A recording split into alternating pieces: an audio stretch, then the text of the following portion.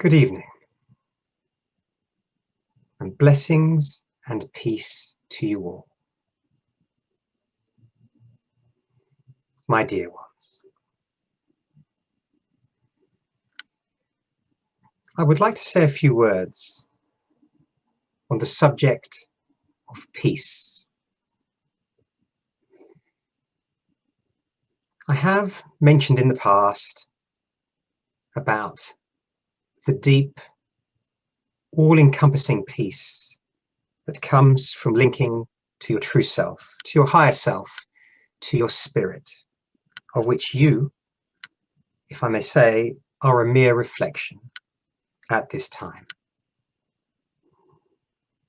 And of course, one of your primary purposes in this life, or indeed any incarnation, is to bring through that spirit, to make it, to realize it in the physical, so that you and your spirit are one. But again, you know this.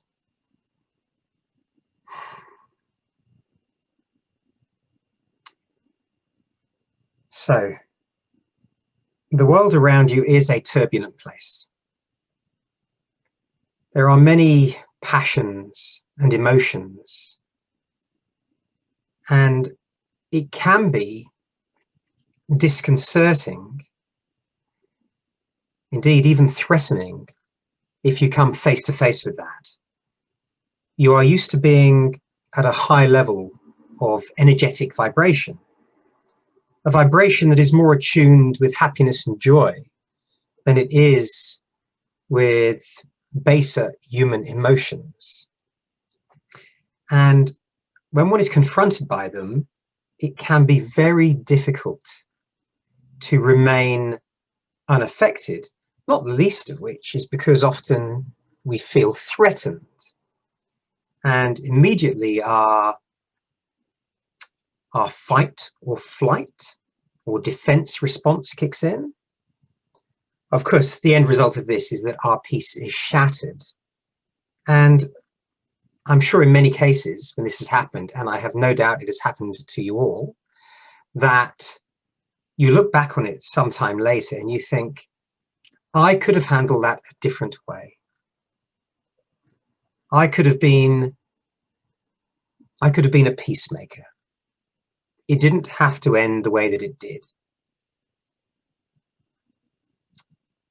So I would like to give you some practical advice on how to maintain the inner peace. The first thing I want to say is that, again, to repeat, that inner peace comes from spirit. So if you ground yourself in this spirit, in your spirit, this will make it very much easier to maintain peace, even in the face of adversity. You will feel literally grounded, more solid, more able to resist your immediate reactions. So the second thing I want to say is that you need to be mindful as well. This is obvious, but doing it is far more difficult than saying it. Be mindful of your reactions. In truth, you should always be mindful of your reactions, because reactions are exactly that. They are automatic. They are like reflexes, and they reveal much about you, much about the deepest complexes you have. And therefore, to view one's reactions is to really have a window into your personality, into your emotions. So this is vital. But in the case of maintaining peace, it is necessary that you stop, that you are mindful of your reactions, and you give yourself a moment where you do not react. You give yourself space. So that is the second thing I want to say. Give yourself space. The third thing I want to say is that peace comes into a situation. You are able to put peace into a situation, to allow peace to enter it. This comes back to what it was that the first communicator, Petra, and Archangel Michael said. Your words carry energy, they carry vibrations, they have impact. Now you know this, and I'm going to give you a practical application.